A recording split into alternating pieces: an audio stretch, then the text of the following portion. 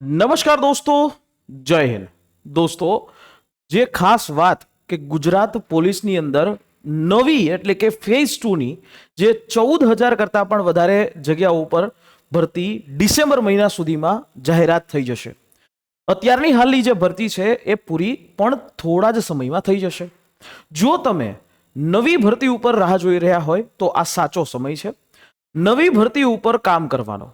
તો આ નવી ભરતી જે છે એ લગભગ 14,000 જેવી જગ્યાઓ માટે એ આવનાર છે. એની ઉપર હાઈકોર્ટની અંદર જે વાત એફિડેવિટ રજૂ કરીને આપવામાં આવી છે અને ઘણા બધા એવા ન્યૂઝ ચેનલોના માધ્યમથી પણ એ વાતની પુષ્ટિ છે એ કરી દેવામાં આવી છે. જો તમે 12 પાસ હોય, જો તમે 12મા ધોરણ પાસ હોય અને જો ઈચ્છો છો કે મારે આ વખતે પોલીસની એ ભરતી છે એની અંદર પોલીસ જે છે બનવું છે, તો આ સાચો સમય છે મારા મિત્રો. તો અહીંયા આ નવી જે ભરતી આવશે એની અંદર અંદાજિત જે જગ્યાની વાત કરું તો એ અંદાજિત જગ્યા 14,000 જેવી હશે. અને આ 14,000 જેવી જગ્યામાં બિન હથિયારધારી પોલીસ કોન્સ્ટેબલ 7,218 જેવી જગ્યા હશે. હથિયારધારી પોલીસ કોન્સ્ટેબલ 3,010 જેવી જગ્યા હશે. જેલ સિપાહી છે 300 જેવી જગ્યા હશે.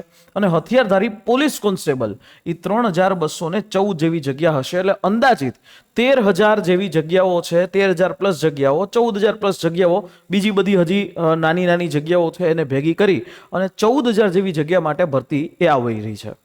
અને એ શ્યોર છે રનિંગ જે છે તમે કરવાનું શરૂઆત કરી દેજો. રનિંગ જે છે મારા મિત્રો એ તમે શરૂ કરી દેજો. કારણ કે જો રનિંગ જે છે અત્યારથી શરૂ નહીં કરો તો એ તમને આગળ એ પ્રોબ્લેમ પડશે. કારણ કે 25 મિનિટની અંદર તમારે કામ કરવાનું છે. બહેનો છે તો બહેનોનો 1,600 મીટર છે અને ભાઈઓને 5,000 મીટર છે. એક સર્વિસમેન છે તો એમના માટે 2,400 મીટર જેવું હોય છે. તો હવે આ ભરતી જે આવશે એ કઈ એની શૈક્ષણિક લાયકાત શું હશે? શૈક્ષણિક લાયકાત છે 12 પાસ. આ જે ભરતી છે એ આવી રહી છે એના માટેની જે શૈક્ષણિક લાયકાત છે મારા મિત્રો એ 12 પાસ છે. અથવા તો તમે ITI કરેલું હોય અથવા તો તમે ડિપ્લોમા જે છે એ તમે કરેલું હોય તો આ ડિપ્લોમા કર્યું હોય, ITI કર્યું હોય તો આ વસ્તુ ચોક્કસથી ચાલશે. બરાબર, એ માન્ય રાખવામાં પણ આવશે. અને એની અંદર ITI અને ડિપ્લોમામાં તમારે એક સર્ટિફિકેટ જોશે, એ છે ઇક્વિવેલન્ટ સર્ટિફિકેટ. અને એ ઇક્વિવેલન્ટ સર્ટિફિકેટના આધાર ઉપર તમે આ ભરતીમાં ચોક્કસથી ફોર્મ છે એ ભરી શકશો. બીજી વાત કે 18 વર્ષથી લઈ અને 33 વર્ષ સુધીની એજ લિમિટ હશે, જેમાં વય મર્યાદામાં છૂટછાટ છે એ મળવા પાત્ર હશે. વય મર્યાદામાં છૂટછાટ OBC છે તો એને જનરલી 3 વર્ષની છૂટછાટ મળતી હોય છે. SC અને ST છે તો એમને 5 વર્ષની છૂટછાટો છે એ મળતી હોય છે. હવે વાત કે ભાઈ આના ઉમેદવારો માટે એક ફિઝિકલ સ્ટાન્ડર્ડ પણ હોય, કારણ કે પોલીસની ભરતી છે તો એના માટે એક શારીરિક માપદંડો છે એ હોય. જેમ કે વાત કરીએ કે અનુસૂચિત જનજાતિ હોય એમને માટે 162 જેટલી હોય, એની જે હાઈટ છે 162 સેન્ટીમીટર, અને બાકીના ઉમેદવારો માટે 165 સેન્ટીમીટર એની હાઈટ હોવી ફરજિયાત છે. છાતી ફૂલાવ્યા વગરની 79 સેન્ટીમીટર, ફૂલાવેલી 84 સેન્ટીમીટર. આ કેના માટે? તો કે આ ST કેન્ડિડેટ માટે. 165 સેન્ટીમીટર હોય તો એમાં ફૂલાવેલી છાતી તમે જોઈ શકો છો. આ રીતે છાતીનું પ્રમાણ છે એ હોવું જોઈએ. આટલું તો મિનિમમ હોવું જ જોઈએ. બરાબર છે, આનાથી વધારે હોય તો ચાલે, પણ આટલું છે એ મિનિમમ હોવું જોઈએ. બરાબર. મહિલા ઉમેદવારોની વાત કરીએ તો અનુસૂચિત જનજાતિ ST ઉમેદવારો મહિલા છે તો એમના માટેની હાઈટ 150 સેન્ટીમીટર, અને ST ઉમેદવારો સિવાયના ઉમેદવારો SCBC, ઓપન, EWS અને SC એ બધાની હાઈટ કેટલી હોવી જોઈએ? મહિલા ઉમેદવારોની 155 સેન્ટીમીટર જેટલી હાઈટ હોવી જોઈએ. આની સિલેક્શન પ્રોસેસ બહુ સિમ્પલ છે. સૌથી પહેલી તમારી થશે ફિઝિકલ, એટલે કે સૌથી પહેલા તમારું ગ્રાઉન્ડ છે એ થશે. એના બાદ લેખિત પરીક્ષા, એટલે કે 200 માર્કની એક લેખિત પરીક્ષા થશે. આ પરીક્ષાના માર્ક ગણાશે. આ પરીક્ષા OMR વાળી હશે. એની બાદ ડોક્યુમેન્ટ વેરિફિકેશન થશે, એના પછી મેડિકલ થશે, અને એના પછી તમારી ફાઇનલ જે છે સિલેક્શન લિસ્ટ જાહેર થશે. જે લેખિત પરીક્ષા છે એ OMR આધારિત રહેશે. ગુજરાતી જ ભાષામાં પરીક્ષા હશે. 2 કલાકનો સમય આપશે. 200 માર્કની એ પરીક્ષા છે. ઓબ્જેક્ટિવ છે MCQ વાળી.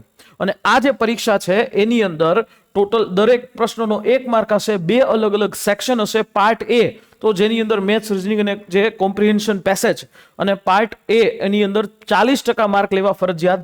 પાર્ટ B છે તો એમાં પણ 40% માર્ક લેવા ફરજિયાત. બંને પાર્ટમાં 40% માર્ક લેવા તમારે ફરજિયાત રહેશે. આ રીતેનું તમારું આખું એક પેપર છે એ આપ નવું પોલીસ ભરતીમાં થશે.